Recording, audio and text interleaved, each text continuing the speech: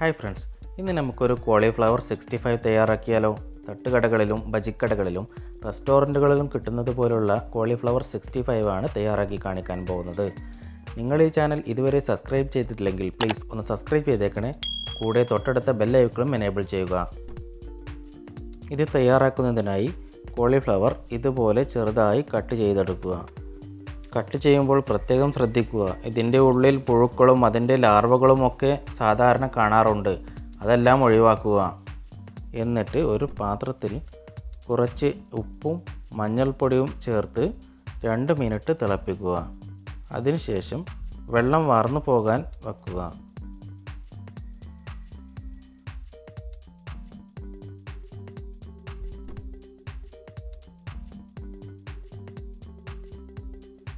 ഇനി നമുക്ക് ഇത് കോട്ടിങ്ങിനുള്ള മാവ് തയ്യാറാക്കാം. അതിനായി 1/2 കപ്പ് കോൺഫ്ലവർ, 1/4 കപ്പ് അരിപ്പൊടി ചേർത്ത് നല്ല ക്രിസ്പി ആയി കിട്ടും.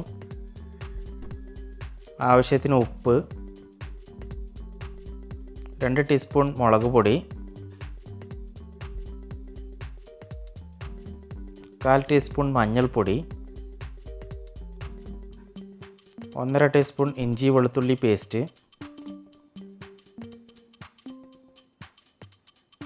ഒരു നുള്ളു ഫുഡ് കളറ്.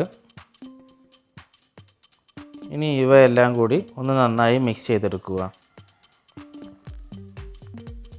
നന്നായി മിക്സ് ചെയ്ത ശേഷം നമുക്ക് ഇതിലേക്ക് വെള്ളം കുറേശ്ശെയായി ചേർത്ത് കൊടുത്ത് നന്നായി മിക്സ് ചെയ്യുക.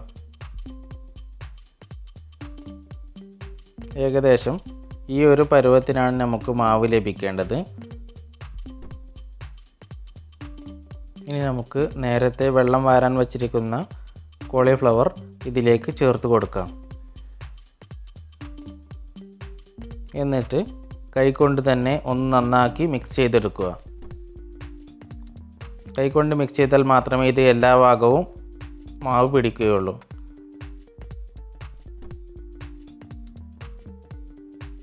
അടുത്തതായി ഇനി നമുക്ക് ഇത് എണ്ണയിൽ വറുത്ത് കോരാം. അതിനായി ഒരു ചീനച്ചട്ടിയിൽ കുറച്ച് എണ്ണ എടുത്തിട്ടുണ്ട്. അതിലേക്ക് കൈകൊണ്ട് തന്നെ ഓരോരോ കഷ്ണങ്ങൾ ഇട്ട് കൊടുക്കുക. നമ്മൾ സ്പൂണ് കൊണ്ടോ മറ്റോ ഇട്ട് കൊടുക്കുമ്പോൾ പെട്ടെന്ന് കട്ട പിടിക്കാനുള്ള സാധ്യത വളരെ കൂടുതലാണ്. അതുകൊണ്ട് കഴിവതും കൈകൊണ്ട് തന്നെ ഇട്ട് കൊടുക്കാൻ ശ്രദ്ധിക്കുക.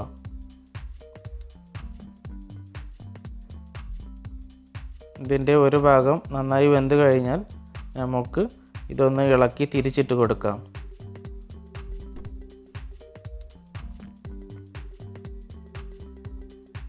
ഇത് ഏകദേശം നന്നായി റെഡ് കളറായി വരുമ്പോൾ നമുക്ക് ഇത് എണ്ണയിൽ നിന്ന് കോരി മാറ്റാം.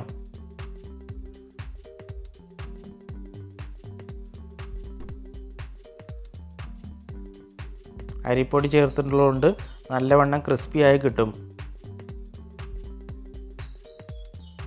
ഇനി നമുക്ക് ബാക്കിയുള്ളതും ഇതുപോലെ തന്നെ പൊരിച്ചെടുക്കാം.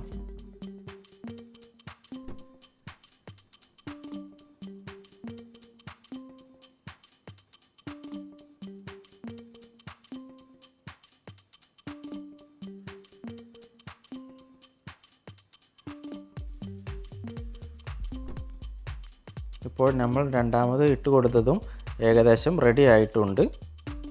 എല്ലാവരും ചെയ്ത് നോക്കുക. വളരെ ടേസ്റ്റി ആയിട്ടുള്ള ഒരു വിഭവമാണിത്. കുട്ടികൾക്കും മുതിർന്നവർക്കുമൊക്കെ ഒരുപാട് ഇഷ്ടമാകും.